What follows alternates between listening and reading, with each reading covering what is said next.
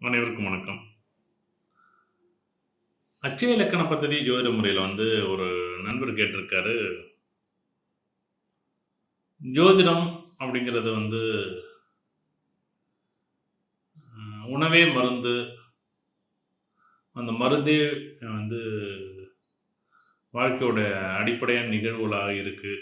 இத பத்தியான நிகழ்வுகள், இந்த உணவு சார்ந்த விஷயங்களும், ஜோதிடம் சம்மந்தப்பட்ட நிகழ்வுகளையும் ஒரு ஒப்பீடு பண்ணுங்க அப்படின்னு கேட்டாங்க. அ கண்டிப்பா எல்லாத்தோடைய அடிப்படை மூலாதாரம் அப்படிங்கிறது உணவு தான்யா.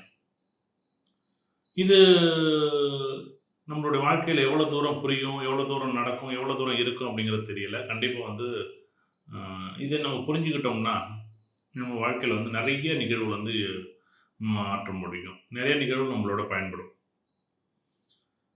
உதாரணமா அ நம்ம எப்பயுமே இனிப்பு அப்படின்னு நம்ம சொல்லுவோம்.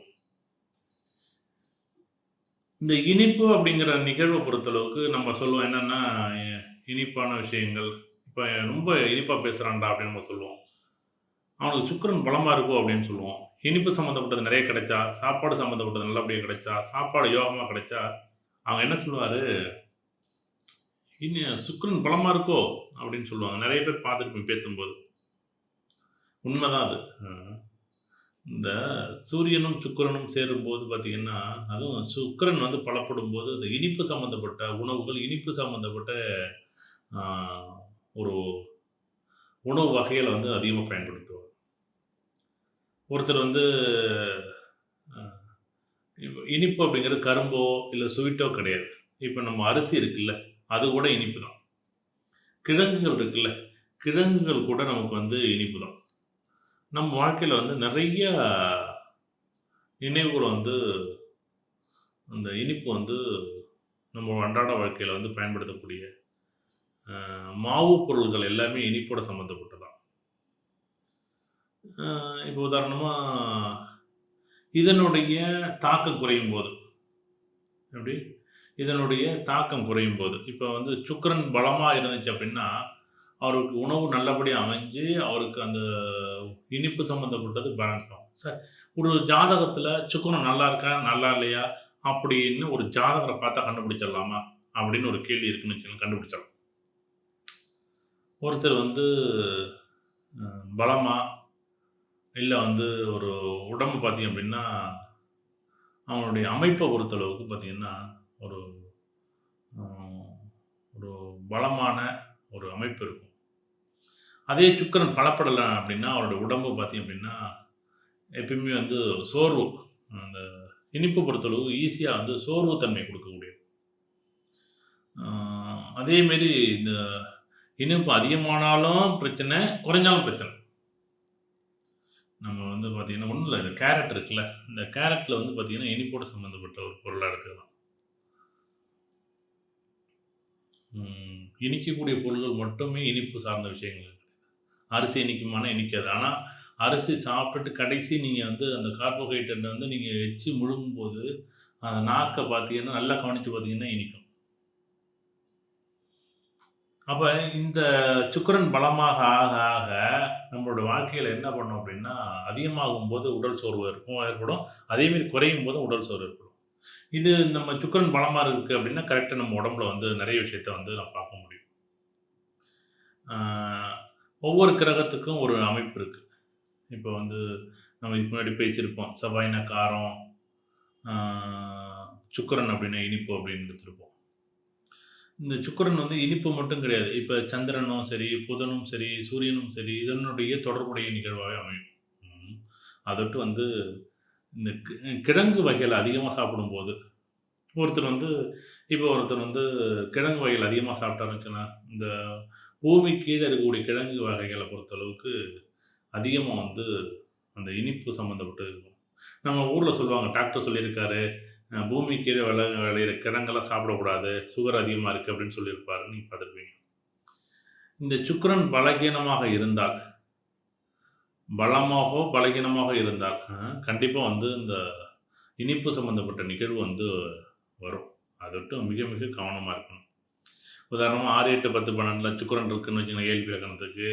அப்போ வந்து மாவு பொருட்கள, இல்ல அரிசி சம்மந்தப்பட்டத, அப்படி இல்லன்னா நம்ம வந்து கிழங்கு வகைகள, அ கேரட்டா இருக்கட்டும், உருளைக்கிழங்கா இருக்கட்டும், இந்த மாரி கரும்பு, இப்போ இனிப்புனா கரும்பு, அன்றாட நிகழ்வுல இருக்கக்கூடிய பேக்கரியில சாப்பிடக்கூடிய இனிப்பு சம்மந்தப்பட்ட பொருள், வெள்ளை சீனியா இருக்கட்டும், இதெல்லாம் பார்த்தீங்கன்னா, ஈஸியா வந்து உடம்புல வந்து நேரடியாவே வந்து பெரிய அளவுல ஒரு தாக்கத்த குடுக்கும். அது விட்டு வந்து ம் 6, 8, 10, 12லேருந்து அதிகமா சாப்பிட வைக்கும். அதுவே மத்த இடத்துல இருந்துச்சுன்னா, அதுவே அதாவது லோ சுகர்ன்னு சொல்லுவாங்க. நம்ம டாக்டர் சொல்லியிருப்பாரு. நீங்க வந்து லோ சுகரு, உங்களுக்கு வந்து சாக்லேட் கையில வச்சுக்கங்க அப்படின்ட்டுருப்பாரு. அப்ப அந்த உடல் சோர்வ 1 நிமிஷத்துல, 5 நிமிஷத்துக்குள்ளேயோ, ஒரு 10 நிமிஷத்துக்குள்ளேயோ, பதட்டமாகும்போதோ, இல்ல பயப்படும்போதோ, அ அத வந்து கண்டிப்பா வந்து இந்த சுக்கிரன் அப்படிங்கிற கிரகம் வந்து குடுக்கும். உதாரணமா வந்து தனுசு லக்னம். தனுசு லக்னம் இயல்பா போணுச்சு அப்படின்னா, 6ஆம் அதிபதியா வரக்கூடிய சுக்கிரன் வந்து ஒரு இந்த கிழங்கு வகைகள சாப்பிடும்போது, தன்னை அறியாம சாப்பிட வைக்கும். சாப்பிட வச்சுட்டு, உடல் பருமனாக்குறது. உடல் பருமனுக்கும் அதே கிழங்கு வகைகள் தான் சுக்கிரன் தான். அதே உடலோட ஒல்லி, அதாவது இளைச்சு போகுது. உங்களுக்கு என்ன உடம்பு ஏதாச்சும் அப்படின்னு சொல்லுவாங்கல்ல. "என்னங்க இப்படி இளைச்சு போயிட்டீங்க? உங்களுக்கு சுகர் இருக்காங்க?" அப்படின்னு கேட்பாங்க. அ இப்ப என்னன்னா, எல்லா மக்களுக்குமே எல்லாமே தெரியுது. இப்ப நீங்க நீங்க பார்க்கும்போது, அப்ப இந்த கிழங்கு வகைகள உங்க ஜாதகத்துல ஏஎல்பி லக்னத்துக்கு சுக்கிர பகவான் எங்க இருக்கு? அப்ப அதுக்கு தகுந்த மாரி, இப்ப 6, 8, 10, 12ல இருந்தா, நீங்க வந்து அந்த உணவுகள கண்ட்ரோல் பண்ணா மட்டும் தான் அதிலிருந்து தப்பிக்க முடியும். சார், இந்த உணவுகள கண்ட்ரோல் பண்றது ஒரு பக்கம் இருந்தாலும், அ இந்த மனம் அப்படின்ட்டு இருக்கு பாருங்கங்க. அத வந்து அ ரொம்ப பார்த்தீங்க அப்படின்னா, நெறைய பேர் சொல்லுவாங்க. சார் அவன் என்ன சார் தண்ணி அடிக்கிறான், அது அவ்வளோ பிரச்சனை பண்றான். அவன் வந்து நல்லா தான் சார் இருக்காங்க. அப்படிலாம் கிடையாது. சில பேர் என்ன பண்ணுவாங்கன்னா, அவங்களுடைய எண்ணங்கள வந்து மறுபடியும் போட்டு, அவங்களுக்கு அவங்களே தண்டனை குடுக்கக்கூடிய மன அழுத்தம் அப்படிங்கிற நிகழ்வு இருக்கு பாருங்க. ரொம்ப கஷ்டங்க. ஒரு நிகழ்வு முடிஞ்சுச்சுன்னு வச்சுக்கங்களேன், சில பேர் பார்த்தீங்கன்னா, தண்ணி அடிப்பாங்க, பேசுவாங்க, அதோட முடிஞ்சு போடும். ம். இது தண்ணி அடிக்கிறது நல்லதா, கெட்டதா அப்படின்னு நான் சொல்ல வரல. ஏன்னா, அது கல்லீரலையும் அந்த கணையத்த வந்து எவ்வளோ தூரம் பாதிக்கும் அப்படிங்கிறது வந்து அவங்களுக்கு தெரியாது. அ அதுக்கு தனியா நம்ம பார்த்து ஒரு தடவ பேசுவோம். ஏன்னா, நம்மளுடைய உணவுகள வந்து அ நீங்க நம்ப வாழ்க்கையில வந்து எப்படி தலை முக்கியம், கால் முக்கியம், கை முக்கியம் நம்ம நெனைக்கிறோங்களோ, அதே மாரி நம்மளுடைய உடல்ல இருக்கக்கூடிய கண்ணுக்கு தெரியாத, உடல்ல இருக்கக்கூடிய நம்ம கணையமா இருக்கலாம், நம்ம இதயம், நுரையீரல். நம்ம இதய, நுரையீரல் நம்ம கண்ணுக்கு முன்னாடி பார்த்து சொல்லிர்றாங்க. ஆனா, அந்த கல்லீரல் இருக்கு பாருங்க, இந்த தண்ணி அடிக்கிறவங்களுக்கு எவ்வளோ பாடுபடும் தெரியுமா? தயவு செய்து வந்து ம். சரி சார், மன அழுத்தத்தால தான் சார் நான் குடிக்கிறேன். உண்மையிலேயே மன அழுத்தத்தால குடிக்கிறவங்க, உடம்பு வலியால குடிக்கிறவங்க, மன வலியால குடிக்கிறாங்க அப்படின்னு ஒரு பக்கம் இருக்கட்டும். அத ஒரு பக்கம் தனியா பேசுவோம். சரி, அப்ப வந்து என்ன பண்ணுவாங்க, இந்த மன அழுத்தமும் ஒரு இந்த இனிப்பு வகைகள், இந்த சுக்கிரன் பலகீனம் பட்டால், எனக்கு வீடு இல்லையே, எனக்கு வாகனம் இல்லையே, எனக்கு சொத்து இல்லையே, சுகம் இல்லையே, அது இல்லையே, அதாவது கற்பனைகள், கனவு கற்பனைகள்லாம் ஆசைகள், பேராசைகள், இதனுடைய ஆசைகள் அத்தனை எண்ணங்களாக, கற்பனைகளாக, கனவுகளாக ஆக்கப்பட்டு, அவருடைய வாழ்க்கையில மறுபடியும் போட்டு அ ரொம்ப கஷ்டப்படுத்துங்க. நான் இப்பயே சொல்றேன், இந்த உங்க ஜாதகத்துல நீங்க உண்மையிலே நீங்க நல்லா இருக்கணும், நீங்க சந்தோஷமா இருக்கணும், ஆனந்தமா இருக்கணும் அப்டின்னா, சுக்கிரன் பலப்பட்டுருந்துச்சுன்னா, கண்டிப்பா யோகமா இருக்கும். ஒரு நண்பர் சொன்னாரு, "இது மாரி எனக்கு வந்து மிதுன லக்னம் 10ல சுக்கிரன் உச்சம் சார். நான் நல்லா இருக்கேன் அப்படின்னு நினைக்கிறேன். நான் நல்லா இருக்கேனா சார்?" அப்படின்னு அவர் கேட்டாரு. கண்டிப்பா கிடையாது. ஏன்னா, அவருடைய லக்னம் வந்து பார்த்தீங்க அப்படின்னா, இன்றைய வந்து லக்னம் வந்து பார்த்தீங்கன்னா, சிம்ம லக்னம், அட்டமத்தில சுக்கிரன். எது கிடைச்சாலும் சாப்ட்டுருவாரு. எல்லாத்தையும் சாப்பிட்டுட்டு, அவருடைய வாழ்க்கை அது சாப்பிட்டதுக்கு பிறகு சாப்பிடும்போது ஒண்ணும் தெரியாதுங்க. இப்ப செய்யக்கூடிய செயல்கள், எப்பயோ செய்த செயலுக்கு தான் நம்ம இப்ப இன்னைக்கு அனுபவிக்கிறோம் அப்படின்னு நம்ம சொல்றோம். அப்ப இன்றைக்கு நீங்க சாப்பிடக்கூடிய உணவு இன்னைக்கே வந்து ரிசல்ட் வருமா அப்படின்னா, ஏதோ ஒருத்தருக்கு 2 பேருக்கு ஃபுட் பாய்சன் ஆகும். மத்தவங்களுக்கு ஃபுட் பாய்சன் ஆகாது. அது என்ன பண்ணும், நாளடைவில அது உடலோட தாக்கம், உடலோட வேகம், உடலோட சோர்வு, உடலோட தன்மைகள் அந்த ஜாதகருக்கு பாதிப்பு ஏற்படுத்தும். தயவுசெய்து வந்து உணவு வகைகள பொறுத்தளவுக்கு ரொம்ப ரொம்ப ரொம்ப அ அளவான சாப்பாடு, அளவான அளவுக்கு நமக்கு என்ன போதுமான அளவுக்கு இப்போ வந்து பார்த்தீங்கன்னா, வயல்ல வெட்டுவாங்க. அவங்க வந்து வலிமையா சாப்பிட முடியும். வலிமைய பார்த்து அந்த அரிசி சாதத்த அப்படி சாப்பிடுவாங்க. அவங்க சாப்பிடலாம். ஒரு கம்ப்யூட்டர் இன்ஜினியர் இருக்காருன்னு வச்சுங்களேன், அவருடைய உடல் உழைப்புங்கிறது ரொம்ப ரொம்ப கம்மியா இருக்கும். அவர் வந்து பார்த்தீங்கன்னா, அதுக்கு அதுக்கு தகுந்த மாரி அவரோட உணவுகள மாத்தி அமைக்கும்போது, இல்ல, இல்ல நான் வந்து எங்க அப்பா போல நானும் சாப்பிடுறேன்னு சொல்லிட்டு சாப்பிட முடியுமான்னா, சாப்பிட முடியாது. ஏன்னா, அப்பாவோட உடல் உழைப்புங்கிறது வேற, மகனோட உடல் உழைப்புங்கிறது வேற. அவர் வயல்வெளியில வேலை பார்க்குறாரு, அவ்வளோ சாப்பிடலாம்.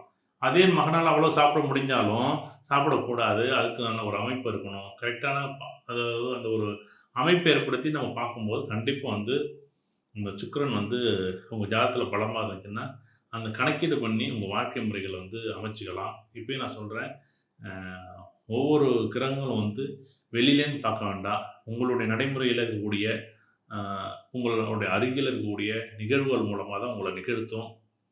அது இப்போ உதாரணமா 7ல சுக்கிரன் இருக்குன்னு வச்சுக்கங்களேன், ஃப்ரெண்ட்ஸோட போய் சாப்பிடுவாங்க. சாப்பிட்டுக்கிட்டே இருப்பாங்க. 7 வருஷம், 8 வருஷம், 10 வருஷம் கழிச்சு சாப்பிடுவாங்க. பலமா சாப்பிட்டதுக்கு பிறகு, அவங்க உடலோட வெயிட் பார்த்தீங்கன்னா, 110 கிலோ, 120 கிலோ, 130 கிலோ போயிடுது. பார்த்தீங்கன்னா எல்லாருக்கும் சரி, அது சின்ன வயசுல ஒரு 10 வயசு, 20 வயசு வர வரைக்கும் ஒண்ணும் பிரச்சனை கிடையாது. 30 வயசு, 40 வயசு, 50 வயசுல வந்துச்சுன்னா, இந்த உடம்பு கண்ட்ரோலே பண்ண முடியாதுய்யா.